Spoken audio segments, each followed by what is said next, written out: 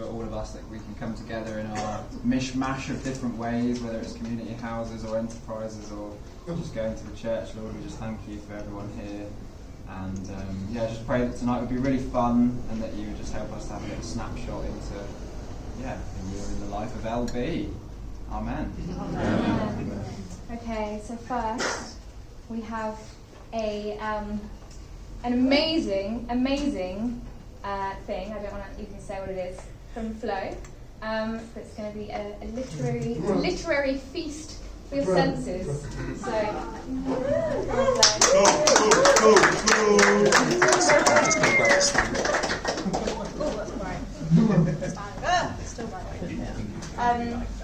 Joy asked me to write something about LoveBristok and Stokes Craft.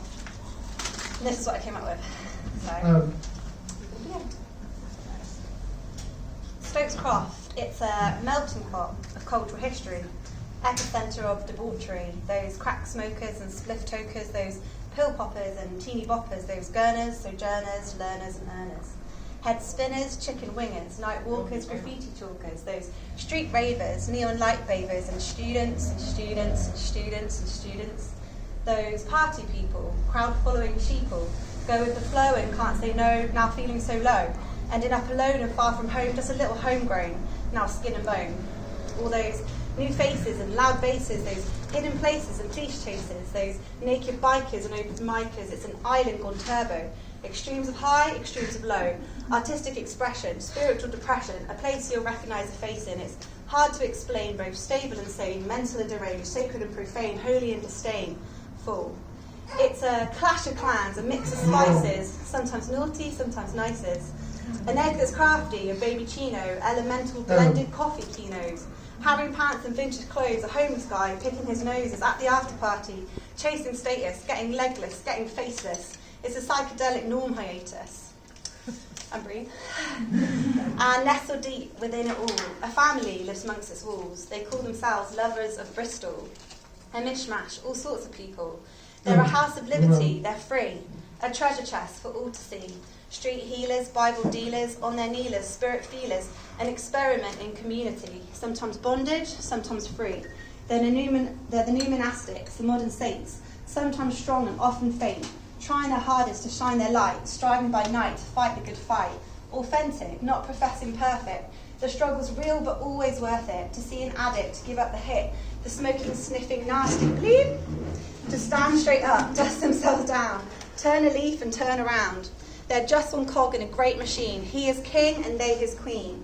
Planting seeds, pulling up weeds. It's slow work but response to need. Countercultural, controversial, breaking bread next to a needle, selling coffee, clothes and chairs. Dreamers, diggers, monks and flares. They're kind of normal, kind of not. They're a quirky, twerky, squirky lot.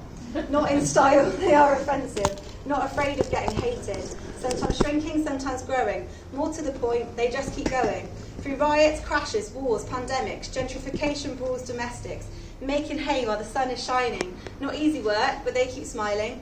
Not coating sugar, their work is hard, their mission long, their mission far. And all around them, people dying, bodies hurting, spirits crying. Often themselves feeling the latter, but they're showing up, and that's what matters. Because in this crazy croft of Stoke, they're just trying to represent this bloke, often talked of, misunderstood, whose presence fills this neighbourhood. He came to find us, save us, guide us, to lift our heads and lift us higher.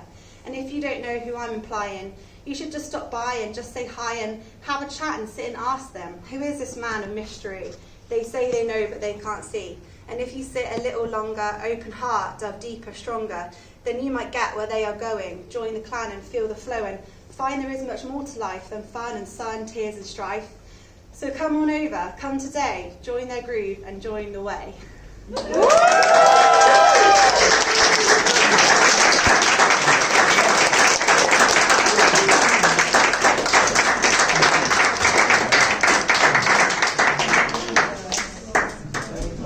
Thanks, Flo. That was flipping. That was awesome. Amazing. So cool. That was quality. So you've got a little. Yeah. So before we move into Elemental, there's a little video you might be interested to see. Hopefully it will work.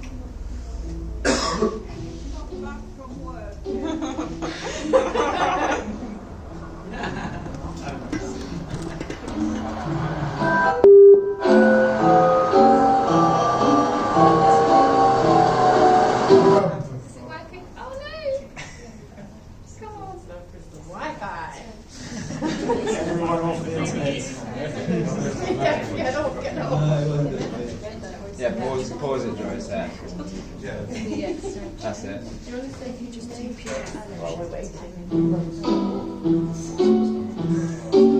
Joy.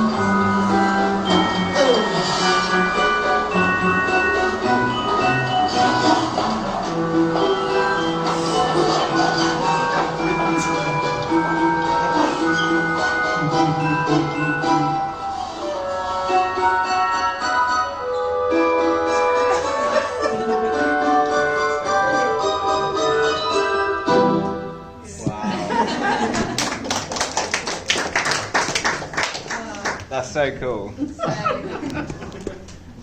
Greg, Greg Digger. 2016. Really? Was it that recent? 7 years ago. Wow. Okay, so that was then, and this is now. Take it away, Elemental. Yeah, sorry. It's just a nature. Let's give Iz a big round of applause.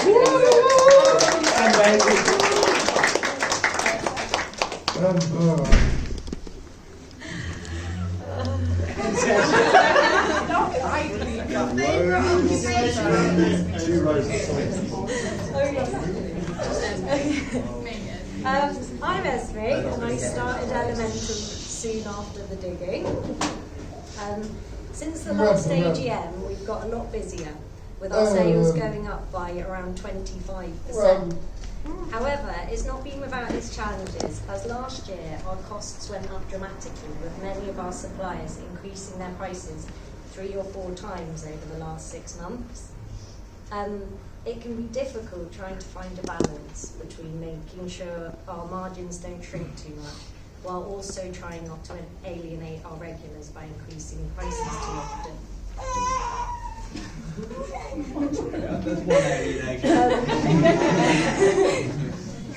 It's clearly not scared our customers are, as our footfall and sales continue to rise. Recently, mornings have gotten really busy, with most tables filling up, with people finding time to chill and grab a coffee before work. It feels amazing to be part of so many people's daily routine, and I'm going to really miss seeing them every day when the baby comes. It's been so nice doing this pregnancy alongside my amazing team and all my mad customers. I've had mums offering me their baby stuff, male customers squirming when they finally pluck up the courage to ask if I'm pregnant. And I've especially enjoyed Lee Baker marching in, shouting across the cafe that if ever me and Steve want to go for dinner, he's happy to look after the baby. I'm delegating the rest to Dave.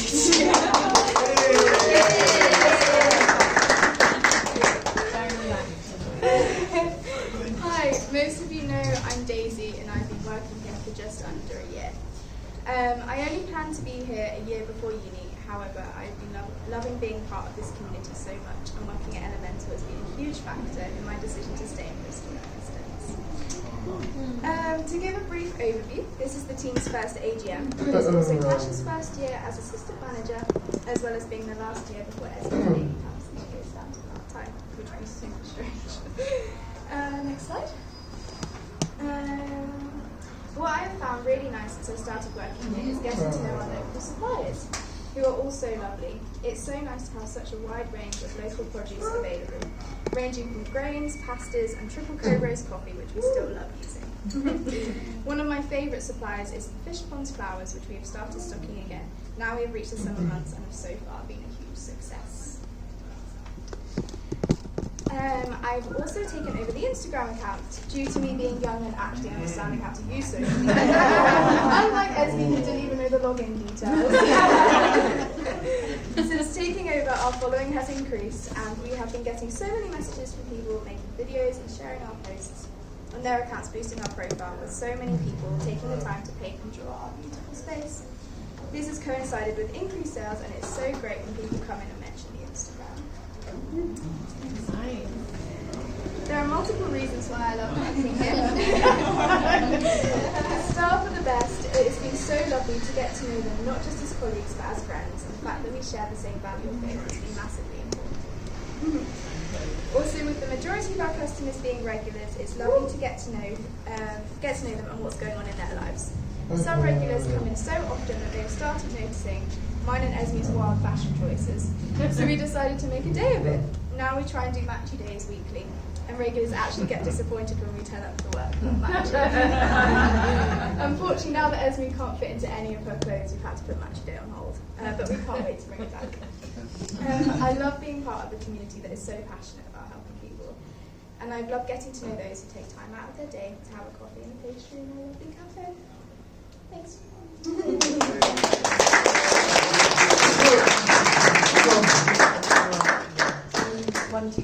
Yeah. Hi, I'm Tasha. I took over the space from Harry about a year ago. The 123 space is an event space that we rent out to local churches, organisations and individuals. The space last year, the space was used for a 16 to 25 fundraiser. It's been really good this year to get local groups in. We have connections with 2 churches, St Nick's and City Church, and they use their this space even, for their weekly mid groups. Since last October, we've had a regular life drawing workshop as well.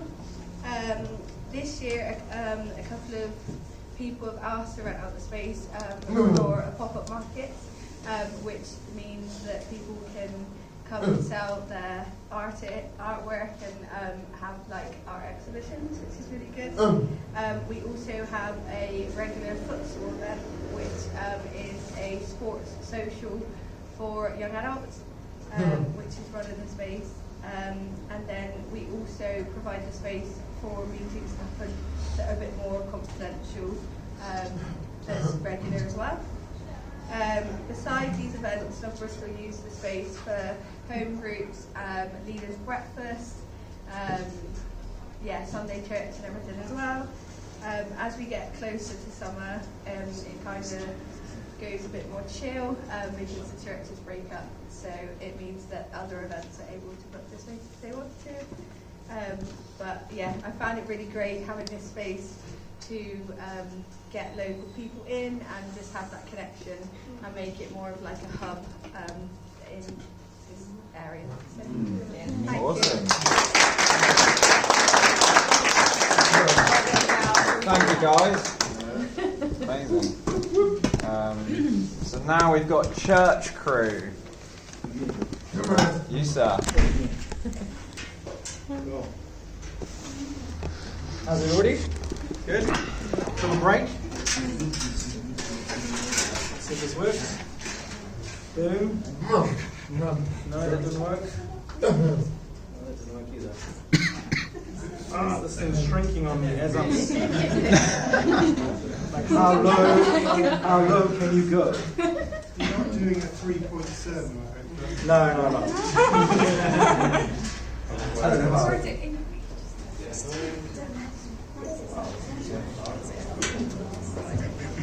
Cool. So N.T. Wright, I don't know if you know N.T. Wright, he says this: the call of the gospel is for the church to implement the victory of God in the world through suffering love. And what's the victory? Jesus rose from the dead. And we're LoveBristok, so I thought that was quite a cool quote. Sometimes it's a lot of suffering, and other times it's just really pure joy. I arrived on this bus around 2015. I drove past, I really felt the presence of God as we drove past here, and this picture just really reminded me of that. But we started church back in 2015, and it was before that, but we used to meet in Habitat, so some good old photos. Just thought to give you a brief outline of where we come from. That's what it used to look like. Our amazing excellence that we have in terms of signage, the church, and that's probably the best I've seen the whole place look. Yes. I don't know if that's going to work. Is that going to work? Let's see if it works. If it doesn't work, I'll just shoot onwards. Apparently we've only got 3 minutes, guys, each. It's going to be interesting. Joking. This is worship, by the way, different forms of singing. I'll just mime it to you.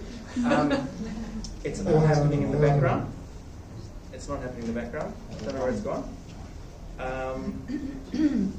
Everything's gone. Is my pictures going to work? No, they're not. I'm going to have to spitball it. Brilliant. Awesome. So I stole this off of Karina's church. It's all about Jesus. And that's literally what we're about in terms of church community. The beautiful thing about church is the word ecclesia, or to be called out. And I love the fact that LoveBristok is just so eclectic. And whether you're called LoveBristok Church your home, or whether you just call Jesus your homeboy. When you've got a relationship with Jesus, it knits you into the fabric of society. And what I love about church-wise is it's not just about the Sunday. It's about a Monday, Tuesday, Wednesday, Thursday, Friday. And I probably meet more people in this regards, cross paths with more people in this church than in any church I've ever been a part of, because it's constant community. You know, today, walking down the street, hi, you're constantly meeting people, and I feel like that's the hallmark of LoveBristok. I asked a really, really interesting question last night. We did a leading worship down in Taunton on Sunday, and I asked them, what does LoveBristok have? What's the essence of LoveBristok? And I think, James, you said it best. I don't know if you can repeat it, but don't worry if you can't. Can you? Well, I mean, it took a few seconds just to try and find the right words to explain it, but it was almost me struggling, sort of straining to find a word. It was almost like of the earth, or something like that. I remember kind of like just taking a step back and looking at one of our gatherings on Sunday, and it just sort of reminded me of like the fact that Jesus was born in a stable, king, but born in such an unassuming place. And I think us here, people can look on the outside thinking, people gathering at the back of a bakery, but it just kind of reminded me of that sort of unassuming place, but something really amazing is happening as well. So amazing. I love that thing around authenticity and being real. And you wouldn't necessarily know who a Christian is. You know when a Muslim walks past because of the way they dress. You know a Hindu is because of the way they dress. When you walk past a Christian, you don't necessarily know who they are until you meet them and say hello to them. And I just love the thing about us as a Christian, as a church body. We've really, really turned the screw down on what we are as a community. And we're a worshiping community with Jesus at the center of who we are. So I just would like to pray for you, if that's okay. This AGM has gone from weird to wonderful. I love it. Father, I thank you for each person here. that represents you, Jesus. We are the body, warts and all. We come in good shapes, bad shapes, interesting shapes, wonderful shapes. Father, I just ask, Lord God, that your peace would be upon us. And Jesus in the chosen, he calls out his people. So I'd love for you just to, even now, hear God's voice as one who's called out to be significant, called out to be like Flo so eloquently put it. This light to a neighborhood where it's eclectic, it's random, it's real, where we get to choose to be loved. And in all of its, it's not perfect, but it's real and it's earthy. And so my prayer tonight is that heaven would touch earth through us, and there would be more earthy people. And I think the other word that was mentioned was crusty. I'll leave that out. Nice one. Big round of applause for Doug.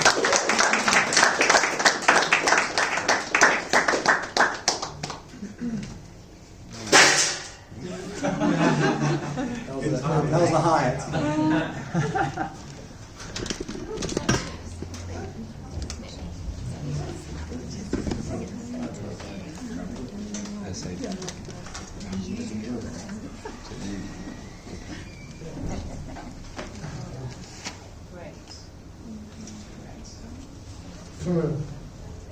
Okay, if she's ready, I'd like to invite Pam up. I can't see you, Pam. Where are you? She's here. Where's Pam? She's an awkward name. That was very good. I'm just busy writing some stuff down to say to you. Are you ready? Or You have to freestyle it. Go on, Pam. I'll try. Yeah. Do you know what? I'll go to the original version.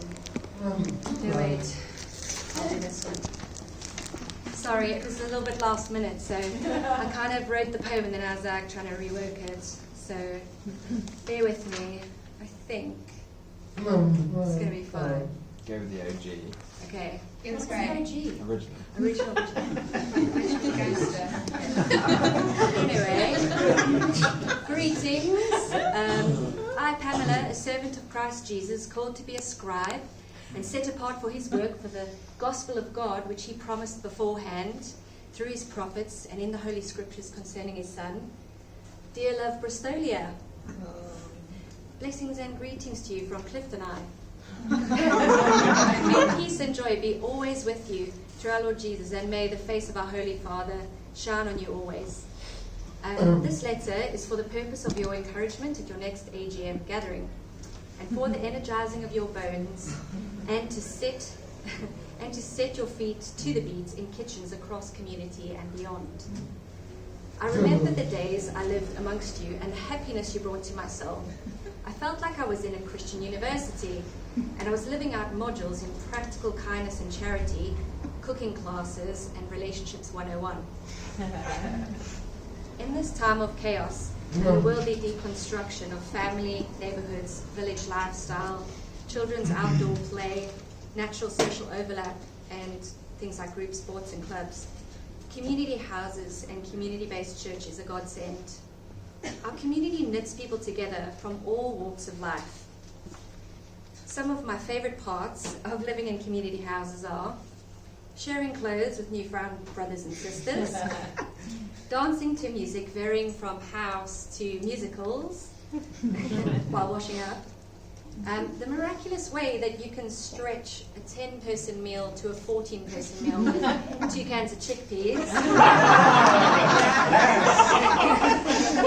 She knows the trick. I'm telling you. James, you have lived in community, haven't you? The kinds of friends I've made along the way, God's ways shared amongst new kin, and God's Spirit pouring out of each soul in an original way. Oh yeah, the fun parts.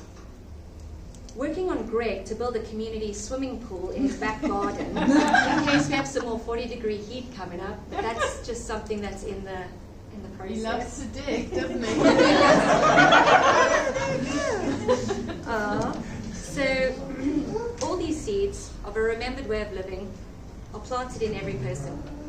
And maybe they'll stay, and maybe they'll move on, and remember what they learned one day. Water that seed and grow a tree of their own, for the neighborhood birds and animals to nest in, and maybe a few friends and strangers as well. So thank you to Greg and Claire for leading the way and making this possible for us. Thank you for inviting us to live a different way and giving us the freedom to find it for ourselves. So saints, I encourage you to squeeze the juice out of the orange of community. Savor the taste of knowing your fellow Christians so well.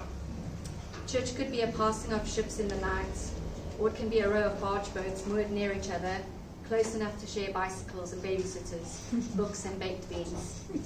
I leave it there.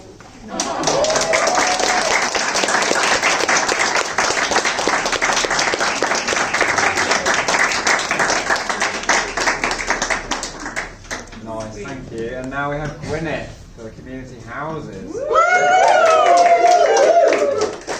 Pam has summarised it already. Richard's family illustrators were a big part of my childhood, and I think he just does buildings so well. And I love this one because I think it's just full of people, different professions, different interests, and I think that reflects a lot of the community we have here. So, a quick romp through community houses. So, who are we? The next slide. We are a creative, spiritual, worshipping community seeking to follow Jesus from Stokes Croft to the ends of the earth. And I love this because I think over our time we have sent people out far and wide. So we've got Hattie gone far and wide at the moment, and it's just beautiful. There are some biblical principles behind community. I'm sure we all know about Acts 2 communities. But there's also a big thing about hospitality, and this is something that houses do so well. And I want to say thank you to each and every one of the leaders in the houses for the hospitality they show, for the people they have to stay at very short notice, for the Y-runners that have passed through, for the people that are coming through. There's a few people coming up in a few weeks' time. But I particularly want to hone in on 1 Peter 4, and I shall just read what it says because it is just so beautiful. I find it beautiful. Above all, love each other deeply. Offer hospitality to one another without grumbling. Each one should use whatever gift he has received to serve others, faithfully administering God's grace in its various forms. If anyone speaks, he should do it as one speaking the very words of God. If anyone serves, he should do it with the strength God provides, so that in all things God may be praised through Jesus Christ. So that was just my very quick thoughts on hospitality. Next slide. And that just reflects that even if we're guests or members of the community, we still offer one another hospitality, and we look after one another. And again, we do it really, really well. A little tiny bit about recruitment. We've just reviewed and written out our recruitment process, which I'm going to send out to all the community house leaders very shortly, so that you have a clear idea of what we're doing. But in a person, we're looking for hunger for Jesus. We're looking for people who are self-aware, people that can own their stuff and actually cope with challenge and conflict. We're looking for people that are teachable, and for people that are out looking and are looking to take Jesus beyond the house. And that's just a quick list of our immediate communities within LoveBristok. Reality. At this point, I would say a huge thank you to the maintenance team. If we could give them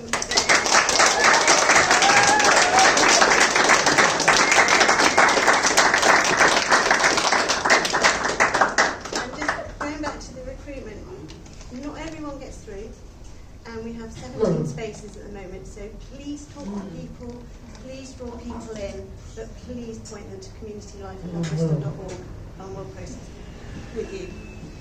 And next slide, the reality. Challenges, I'm sure people in community could add to that list.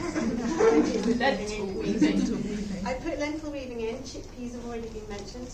But there was a season at Unity, I seem to remember being told, about January lentils. So the month of January was quite a lean month, and there were a lot of lentils eaten. So those things are just a fraction of things that can pop up in community. But the celebrations, revisioning, it's been a year of revisioning and pulling things together, and we've been working hard with Doug and Greg to do that. Answers to prayer. We came in and we needed men to come into the houses. We got men, but then we lost the women. So we prayed for women. We've now got women coming through. So since June of last year, we brought 32 people into community, which really, really surprised me when I added it up. And it just filled my heart with joy. How many houses are there, Julie? Into the wider community and church enterprises. It's a beautiful shared experience. LOL, there's lots of laughs, or is it lots of locals? Lasting friendships, broadening horizons, and lots of fun. And for me, being able to come in and do this job, I encountered 1B 30 years ago before Greg and Claire owned it, and we gradually acquired bits of this building. But Greg and Claire have taken it and moved it on beyond belief, really. And it's just so beautiful for me to see that 30 years of prayer history and to see what's grown out of this building, to see the influence it's had in the community, the joy it's brought to the community, a few challenges maybe, but it's been amazing, and I really look forward to the time that's coming with more people coming into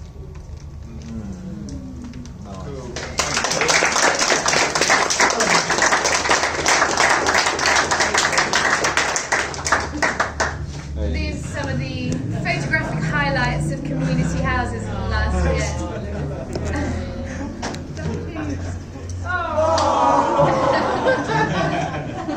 Baby. Yeah, massive LoveBristok welcome to the newest members.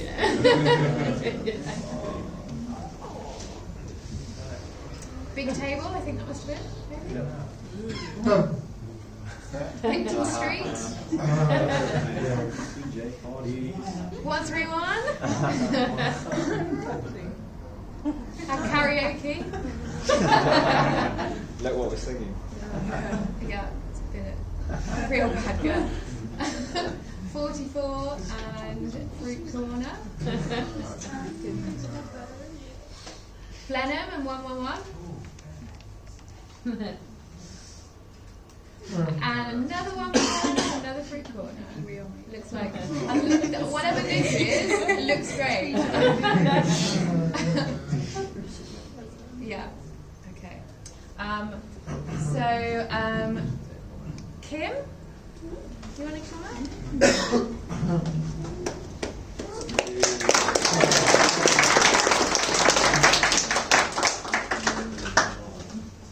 Thanks for the picture. Thanks, Claire.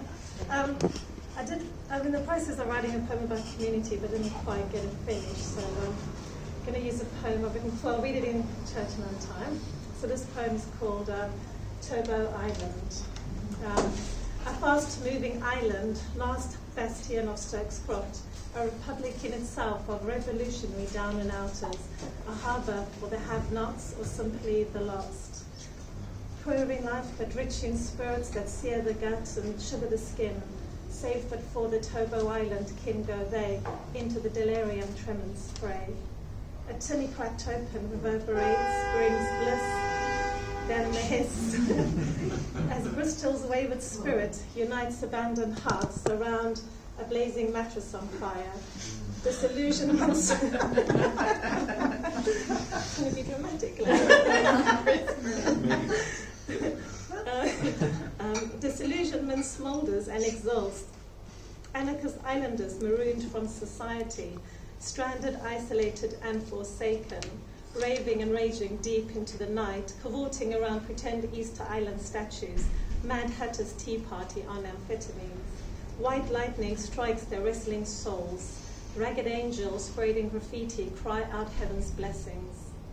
Tagged dreams and gig flyers stoke the fire on a discarded Stokescroft corner, spinning on its own axis of excess. Bombed in the Blitz and on fire since. They didn't start the fire, it was always burning.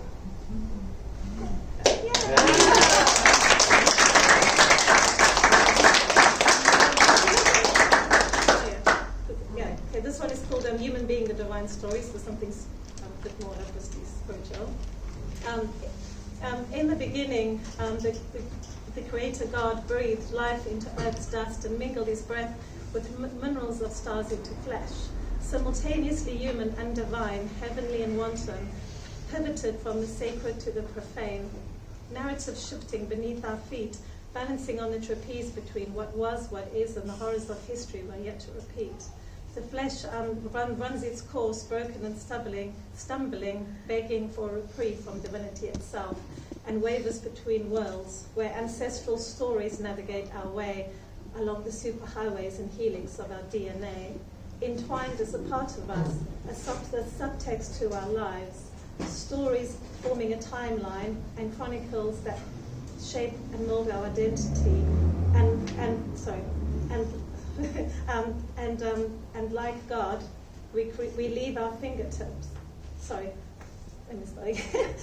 We leave our.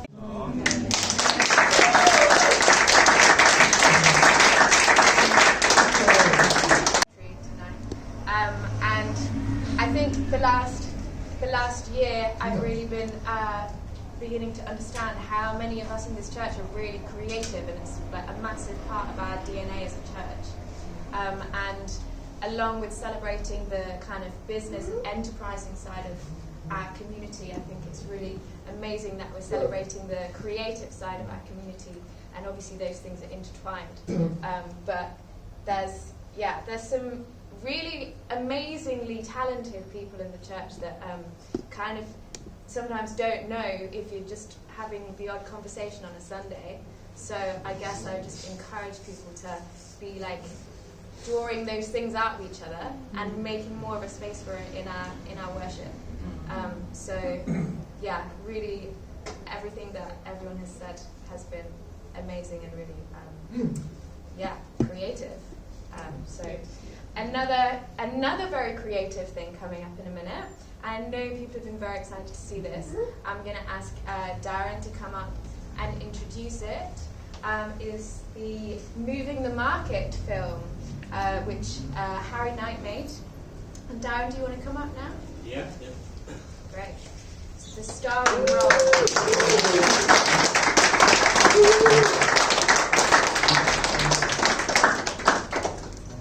Where's your start? Yeah, so do you want to just tell us a couple of things about the film while I get it ready? Yeah, no problem. So, I'd like to pay tribute to Harry for making the film and giving you all the opportunity to see what happened with the market.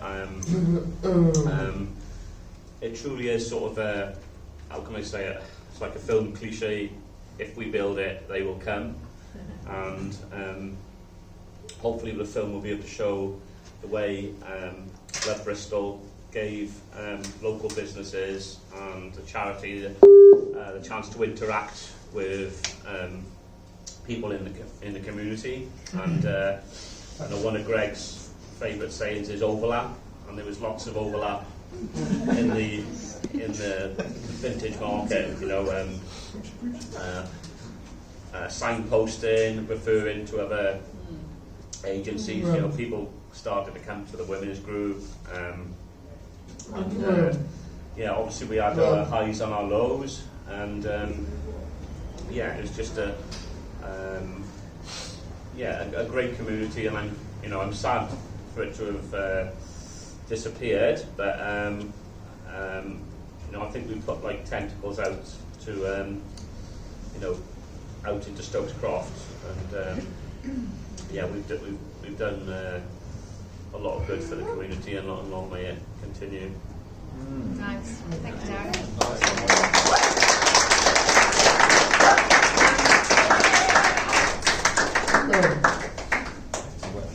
Lights, please. So relax, everyone. This is 14 minutes, so just settle down, enjoy yourselves. You're at the cinema.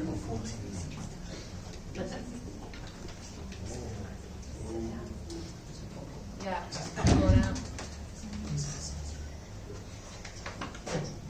There is cake.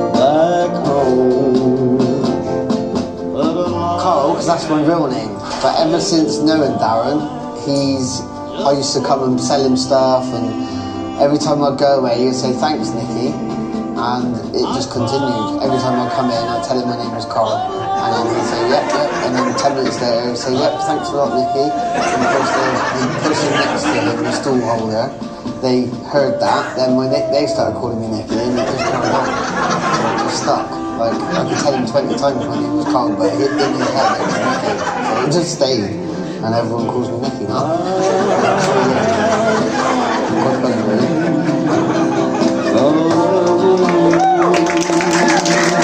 Say massive thank you, Darren, for what you've done at the vintage market. Obviously, probably quite emotional watching that again for you, and quite poignant seeing it again. But you are like an angel amongst us in terms of what you've given out to people at the vintage market, and continue to do at Happy Tat, the way that you've just got such a gift with vulnerable people.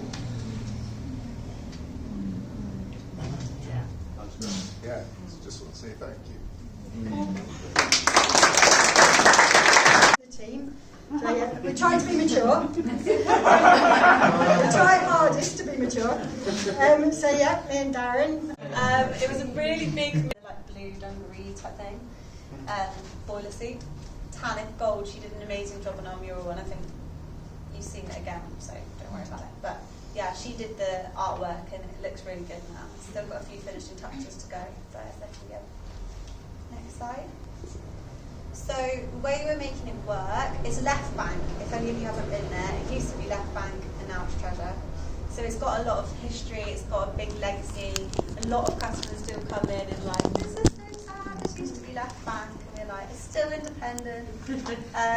But we're collaborating with Forest Vintage, so they've got this little stall in it. And they sell like upmarket vintage clothes. They're a Christian couple who own the business.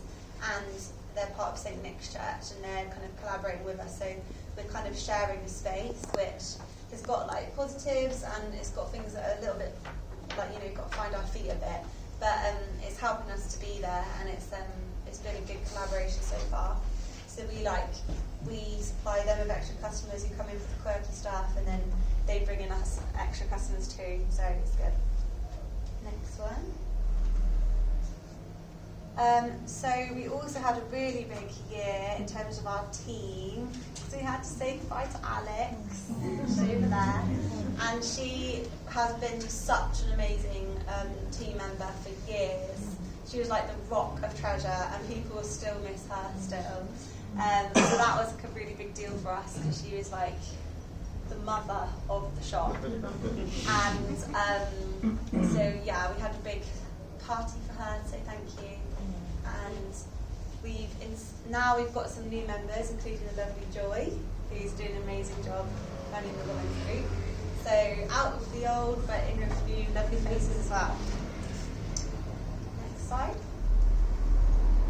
We've restarted Artist of the Month, which is something we had at our old premises. And Tim, who's over there, has been our first Artist of the Month, and has had a lot of admirers of his, what's it called? Photorealistic. Photorealistic. Yeah, it's art. Yeah, and coming up we've got Jane, who's going to be selling some of her nice line and print cards. And we also support another 6 local artists by selling their products in stores, so that's really good for local artists. We are still running the Tea Time Thursdays, and Joy's heading that up now, so it's quite a consistent, regular group of women who come. Yeah, really lovely women. Yeah, but they feel like, it feels like it's home for them, I think, so it's a really nice part of their week. And if anyone knows any women who would really benefit from having something regular that's free in a creative group, a chance to be with other women, it's every Thursday, 2 to 4 p.m, and it's free. Yeah, it's very low key, and you don't have to have any artistic skill. That's not a requirement. So. Yeah. Can people just turn up, or do they need to? Yeah, it's quite a small room. Generally, you can just turn up. It might just be that if a lot of people turned up, I'd have to say, sorry, try another time. But yeah. That's never happened. No.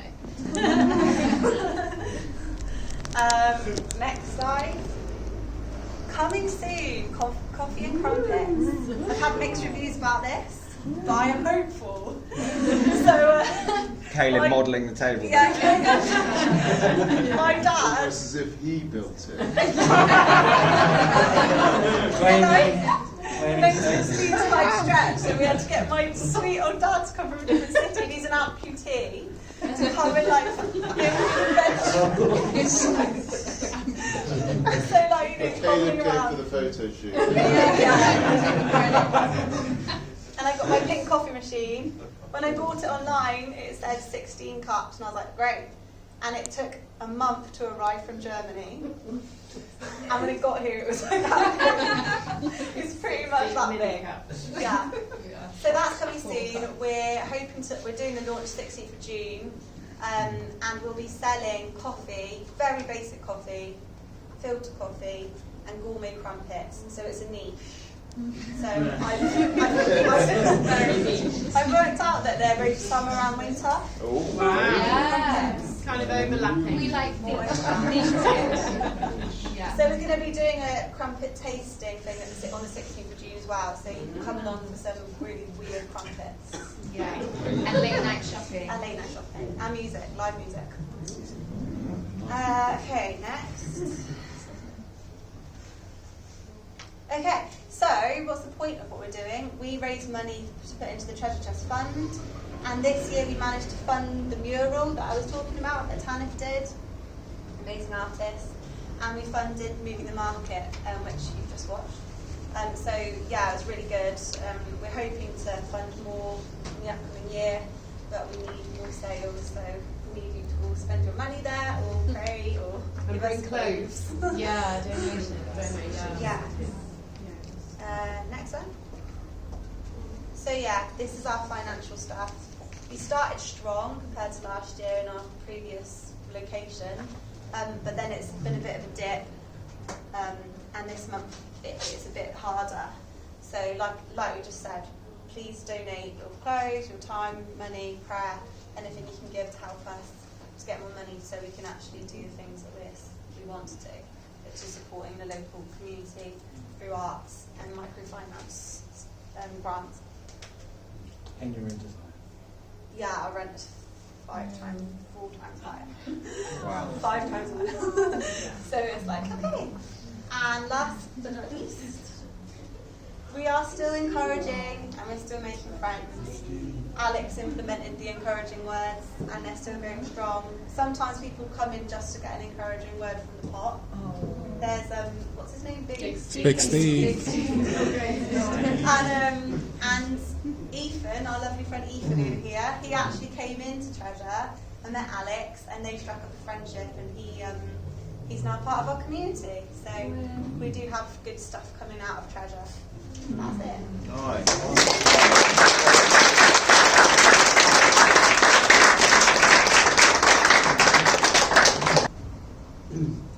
Hello everyone. I've written a poem. This is all about Stokescroft.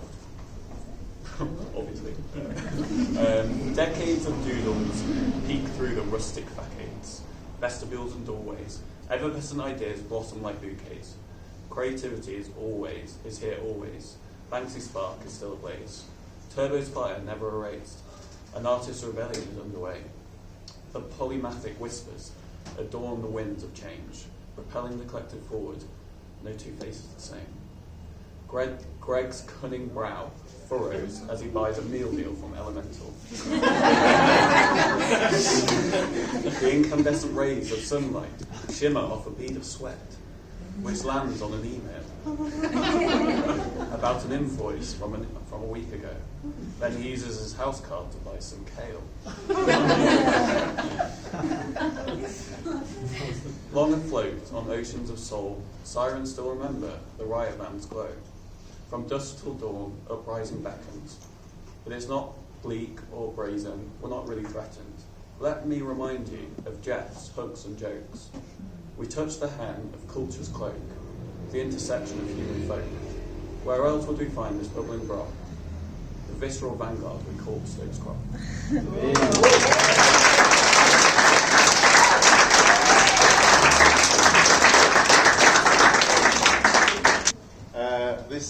AGM, normally you get to review the financial temperature of the organisation. So I'm just going to do a quick summary of that. Joe in the corner, look, he's working away as we speak. That's called impression management. He only turned it on as I laughed. I thought 4 big questions. First question, how many bank accounts have we got at LoveBristok? Anyone know the answer? 23. 20. 29 accounts. And most of them we use. So every single project that we have a separate bank account so we can kind of get some sort of temperature of what is going on with each particular enterprise. And part of the vision for us is for us as a charity and church is to be self-sufficient. So a lot of charities, people that work in charities will know this, but if you don't, most charities doing the kind of things we do are very grant dependent. When we started LoveBristok, we didn't want to do that because most of those charities are there for a few years, the grant runs out, people disappear. So he said, how can we be self-sufficient? So part of the social enterprises is the way that we keep ourselves going, rather than just being reliant on external grants. And that's quite unusual for a charity, but it does mean we manage a lot of bank accounts. Question number 2. How much income did LoveB have in 21-22? So our financial year runs from 1st of September to the 31st of August each year. So that's kind of what this figure is about. And next slide. So in 2020 to 21, our income was 583,000. In 21 to 22, 698. The main difference in the 2 years is down to the Ukraine project, which we'll talk about in a minute. So donations that came in for that, about just over 100,000. So, and this is a little mini breakdown of where our income's from. As Esme often likes to tell us, she is running the cash cow. Yeah, 269. All the rental income. So we do have rental coming in, and a lot of this has changed with the last year with Liberty House and Vintage Market and all these things. So this next year will be different, but 185. Habitats 34. Treasure 37, and gifts and grants 170. That's just all of them put together. Oh, question number 3. We'll jump in the gun. Where's all the money gone? So what are we spending on? So this is just a quick snapshot. It's not everything, but it's just a little snapshot. So payroll, massive thing for us. The increase between the 2 years, I did write it down because I thought actually it might be interesting to people. So yeah, between the 2 years, bakery went up 10,000, payroll, Ukraine project was 13, admin went up 10,000, treasure went up 4,000. That's the main difference there in the payroll. Rent and rates, that was quite a big increase because the guys that owned Liberty and Vintage started charging us quite a lot for us to be there, so that went up before we lost those places. Bakery products gone up a bit, as we said, has probably gone up even more since then because that's cut off, remember, is September 2022. Maintenance, much bigger in the 21-22, mainly because we finished the space out here, which we've had for 11 years. And wasn't finished, but a long time it wasn't done. And then mortgage interest has gone up there, and it's gone up even more since September. So that's it. Question number 4. How are the church finances going? So we, in amongst our 20 accounts, we've actually got an account now for church, separate account. So, and we're gradually moving everything that's specifically around church gatherings and that sort of thing to the church account, whereas it used to be all in the one general account. So monthly tithing from people and gifts specifically for church, 14,000, and then gifts going out where we give money out, 5,000. Team in that year, 10. Now it's gone up, it's around 18 at this point, because we've taken some more people on, and then premises and other, that sort of thing, just to give you a little bit of a flavour of what those costs are. So I think that's it.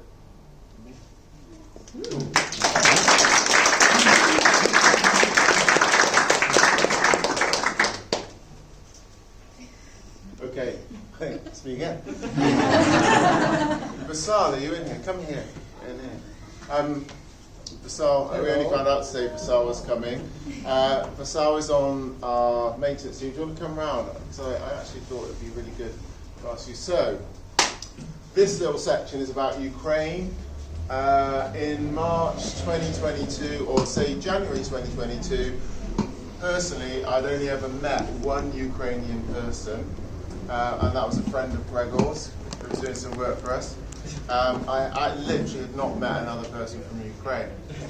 Obviously, the war that started in 2014 escalated dramatically, and about 15 of us felt really compelled to go out and help and do something. So we all travelled down in the van with some aid to the Polish border, went as far as many people did, drove as far as we could until we kind of thought, oh, we can't go any further, at the edge of the EU, we kind of on the border with Ukraine, and kind of came across this big centre where people were helping Ukrainians that were fleeing the terrible situation in Ukraine, being bombed and that sort of thing.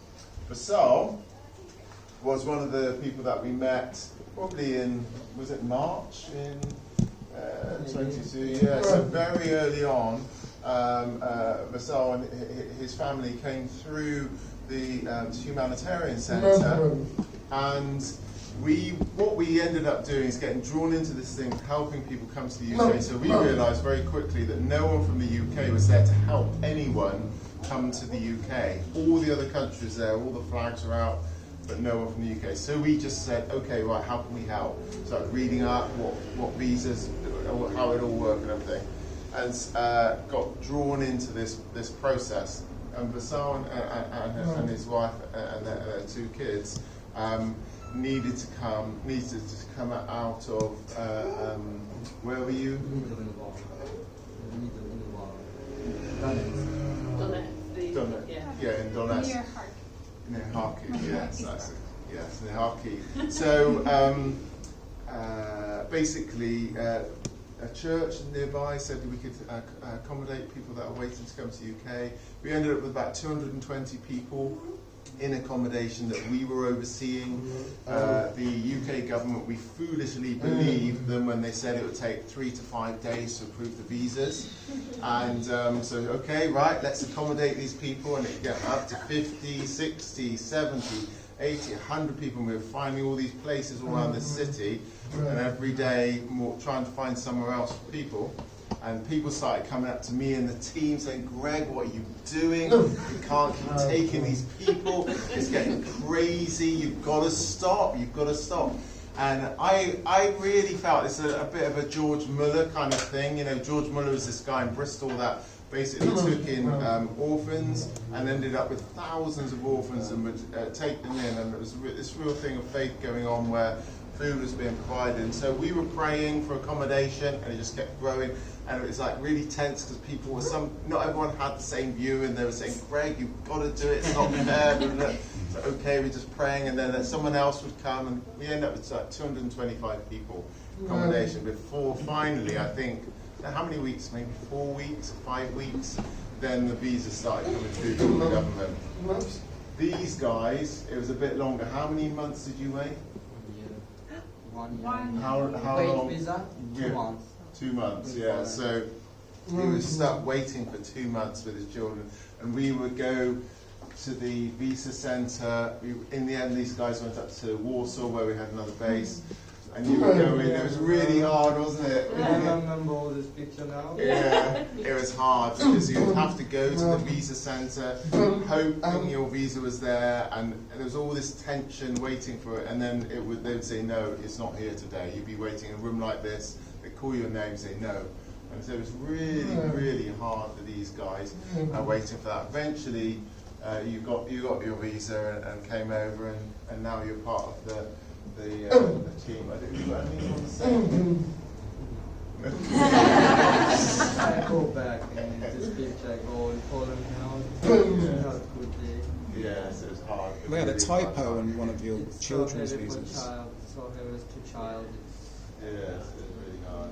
So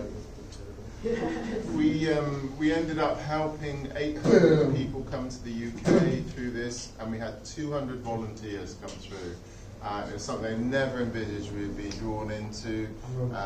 And one of the people that we met was Katya as well, that was helping people in the accommodation. Came over to the UK, is now living with us with Marco, and we're now doing some more work here. Do you want to say about what we're doing here? Yeah, I prepare so I can read. And if it's pictures after film. Do you want to play that? Let's play that Yeah, first. okay. Okay, so this is a little film. So one of the first things we did when we got there, like, what do? We started finding out people that were getting onto coaches travelling all over Europe from this huge centre, and some of the team said, okay, why don't we try giving them these like little food bags, because they were getting on the buses literally like maybe 16 hours with no food, no water, no drinks or anything. So these guys came up with a great idea and said, let's start doing this. So we had this line going on, you'll see it here.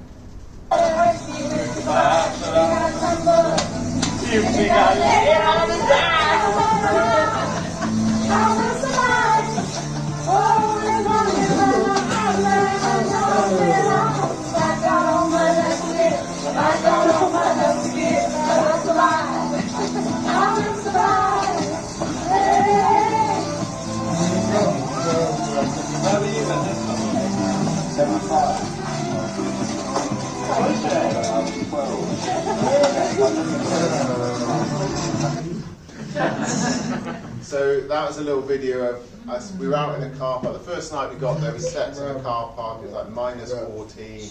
It was a crazy situation.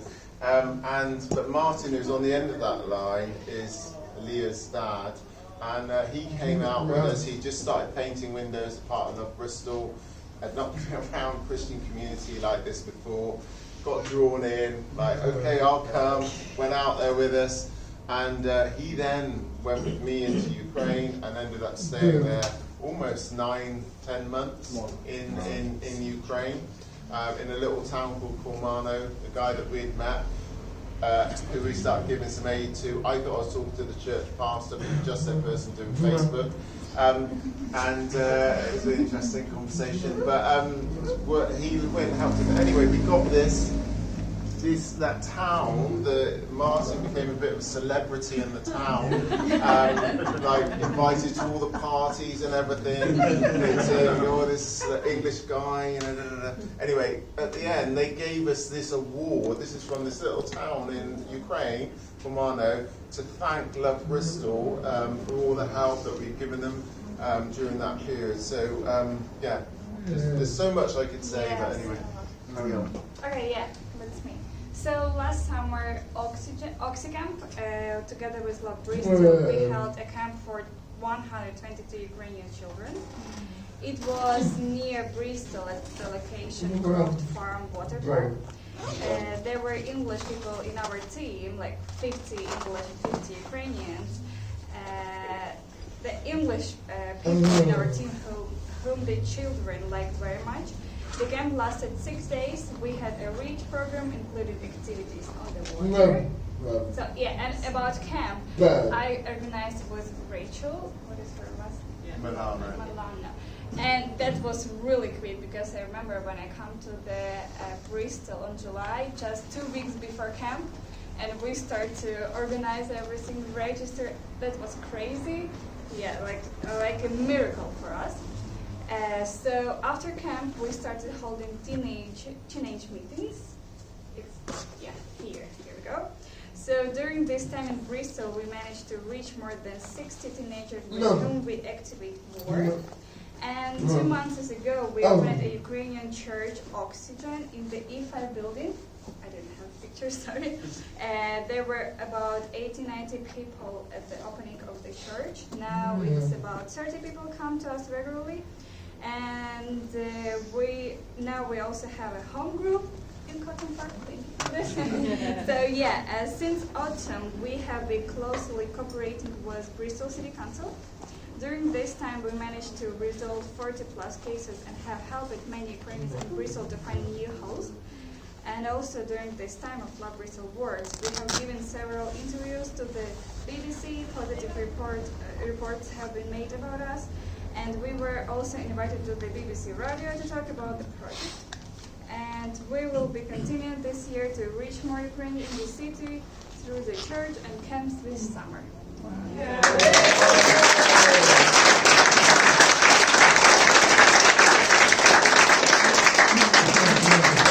just want to say a massive thank you to everyone, because we could not have done what we did without everybody supporting us. And on top of what we've all said, we sent 125 generators out to Ukraine as well. And it's just been amazing what a little tiny community has been able to see happen out there. And yeah, so much more we could say, but probably enough for now. But thanks everyone for your help.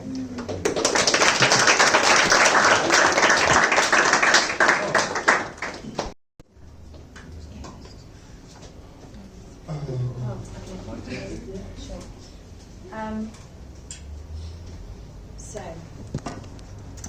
we have to do a very, very special and sad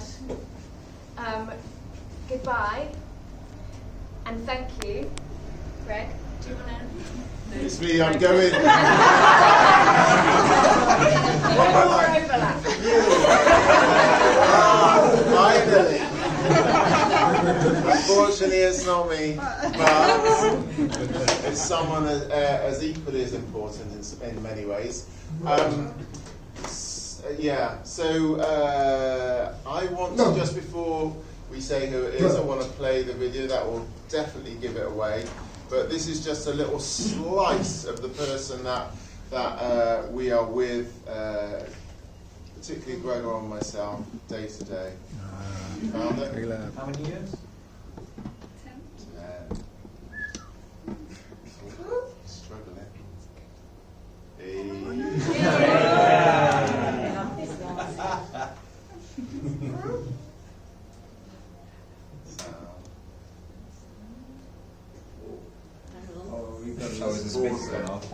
Hey, Erwin Chisel, you wanna whack this in the side here? Plenty of it. You want your biggest hammer. You wanna get that and you wanna smash that in there. And what you gotta do here is you gotta really twist that, and you wanna shove it as much as you can. You wanna get your hammer back.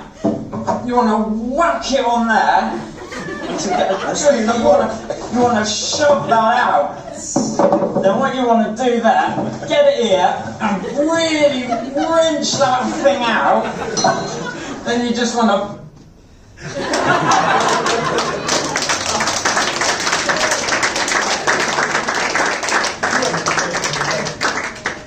Hey, Lev. Is a legend indeed.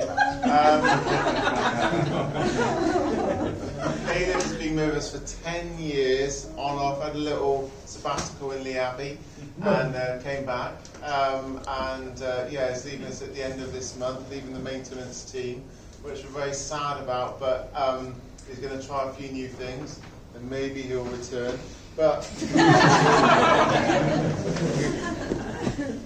can do this again. I'm going to come out and got a little gift for you.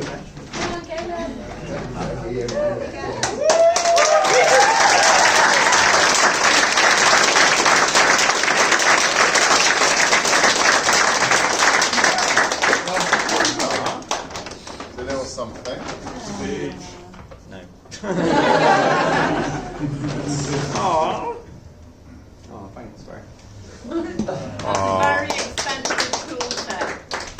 have your name on it. Yeah, don't share it with anyone particularly.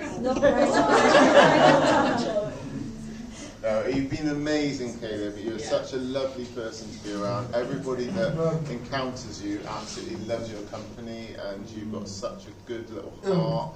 And yeah, so we really appreciate all you put in and just being part of our community. You're not going to leave the community, but we're not going to see you quite as much. But we just really want to say thank you in front of everyone.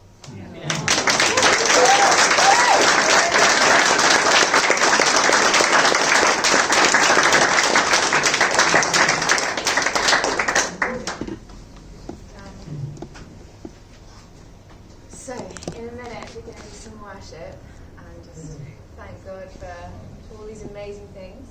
We did ask a few people to pray in the lead up to this and to potentially share anything that they feel that God has put on their heart for the church in the coming year.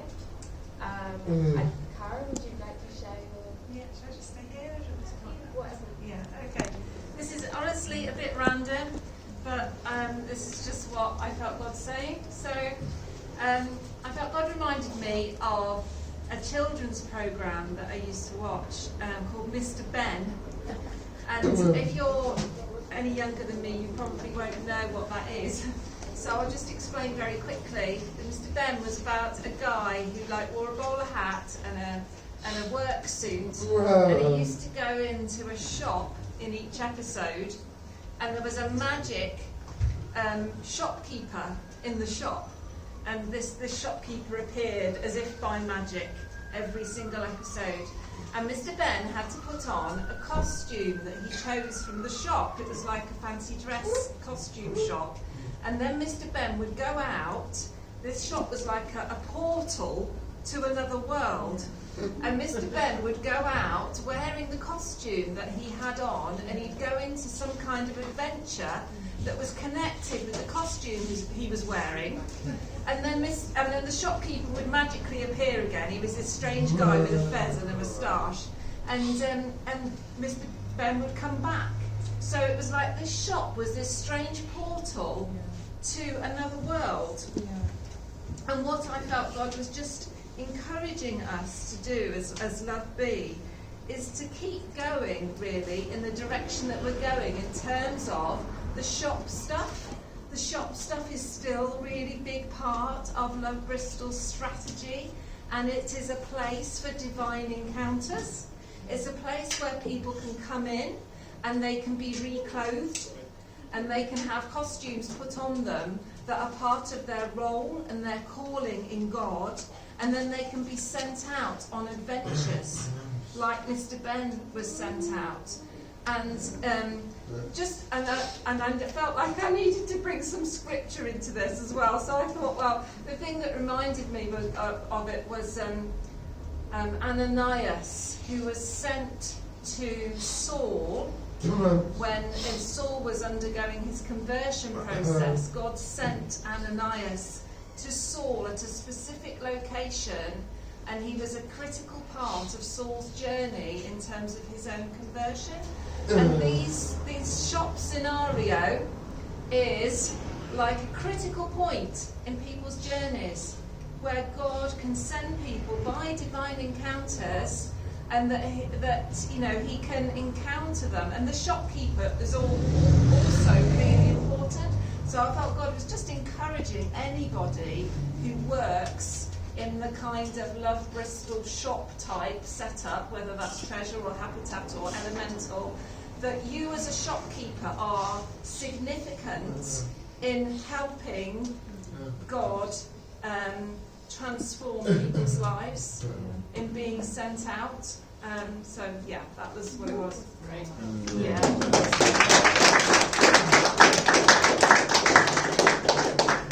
There were a few other people I asked, but I don't want to put anyone on the spot. So if I asked you and you want to share. Yeah. I was asked if I prayed if God said anything. God didn't really say anything specifically as such, but whilst at the AGM, I'm always really encouraged. It's just the atmosphere is very tangibly God, and it's very warm and very full of love. And throughout the year, and just as you're speaking, I think we're all quite focused on what's in front of us. We've all got our ideas, and we've all got our agendas, and it's not until we come to an AGM where you hear and you see a little glimpse of the bigger picture of actually what God's doing. It is so multi-layered and so multi-dimensional. And on the back of that, I felt it's just so important just to just try our best to love one another and to encourage one another and to lift one another up and not tear each other down, and in the community, and just know that what God's doing is so much better than our own little area, and actually we're not the ones who are completely in control. We're all being led by God, but God's the one who's weaving the tapestry, making the big picture. And I just thank God for these AGMs, because we do really see a window into that, and I just felt I'd share that. So it's not specifically a word from God as such, but it's just more of an observation that God loves us all, He's with us all, and He's got big plans for LoveBristok. Thanks, Nick. There were a couple of others I asked, but if everyone's happy, then no pressure. Yeah. So, yeah, we're going to have a bit of worship time now, but there's just a couple of things that are going to happen after that. So, yeah, I know it's quite late, but don't use the worship as a time to leave. It would be great to stay really engaged and just use the worship time to, if you're not used to worshipping, just to reflect on what you've been listening to. Afterwards, Claire's going to say a little something, and at the end there's loads more food. So yeah, for now, Johnny and Karina, if you're ready.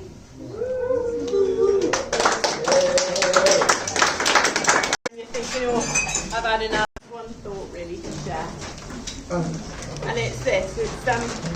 This is quite a sort of mixed and eclectic group of people. We've got people from other countries, people from all over, and Stokes Croft is very much a diverse community of people where people come from all over, and it's really reflected in all the things that we've seen. I think it's just incredibly diverse, and there's so many different things going on. I was just thinking earlier on that what can hold us together, and I just was sort of talking to God a bit in my garden. And if you're somebody in the room who's not particularly think of yourself as spiritual, don't particularly know if you believe in God, that's really fine with us. We're really, really glad that you're with us on the journey, and we're really up for people exploring faith and making it our own decisions on what we believe about God. But I was just thinking there's probably a belief about God that is out in the world that is really common, and it is that God is sort of far off, and He's not that interested in me personally.